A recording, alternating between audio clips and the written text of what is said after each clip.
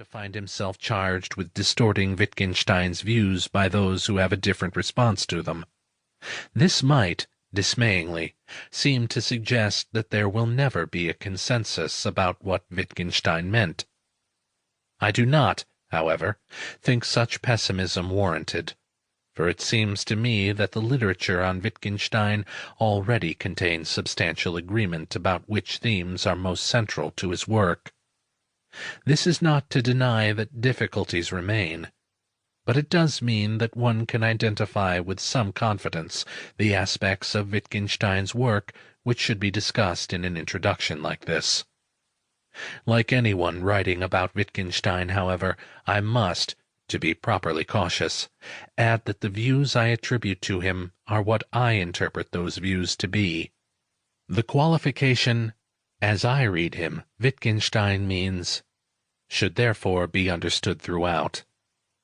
The second of the two aims mentioned above is less difficult to attain. It is to situate Wittgenstein's work in 20th-century analytic philosophy. This is a narrow aim, for it is not at all the same thing as situating his work in 20th-century thought in general. To relate Wittgenstein's ideas to currents in literature and art, or to speculate whether, say, his early work is modernist and his late work postmodernist, or to search for the wellsprings of his philosophy in the intellectual ferment of pre-1914 Vienna, this is not the task I set myself in what follows. Such a task would be interesting and in many ways valuable, but here I fasten upon what is immediately relevant only. Wittgenstein's work, considered strictly in its philosophical aspects, is in general taken to belong to the mainstream of recent and contemporary analytic philosophy. It is in this setting that I discuss it. It should, however, be mentioned that Wittgenstein's name, and occasionally one or other of his ideas, also appears in writings on anthropology, theology, literary theory, and other subjects. Philosophers in continental Europe, whose recent traditions of thought are rather different from those in the English-speaking analytic tradition, have likewise come to pay attention to Wittgenstein's work. A detailed study might take these wider considerations into account, but here, as remarked, I concentrate on Wittgenstein's thought in its primary setting.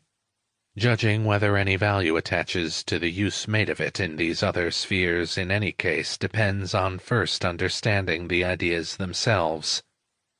Nevertheless, here and there I point out connections with other fields. This happens mainly in discussion of Wittgenstein's later views. Exposition and explanation take more room than criticism in what follows. This is because space is limited, and my primary task is to make the main aspects of Wittgenstein's thought accessible to non-philosophers.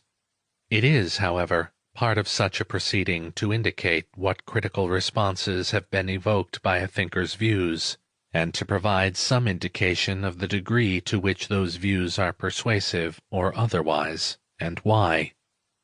Accordingly, I make some brief and untechnical forays in this direction.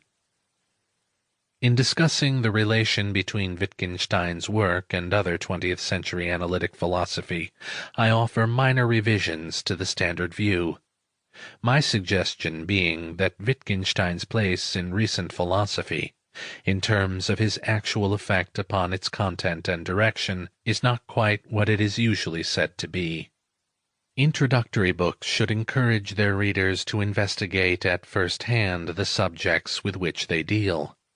In some cases, however, it is simply too ambitious to expect non-specialist readers to do this without first acquiring a substantial minimum of background knowledge. Wittgenstein is such a case.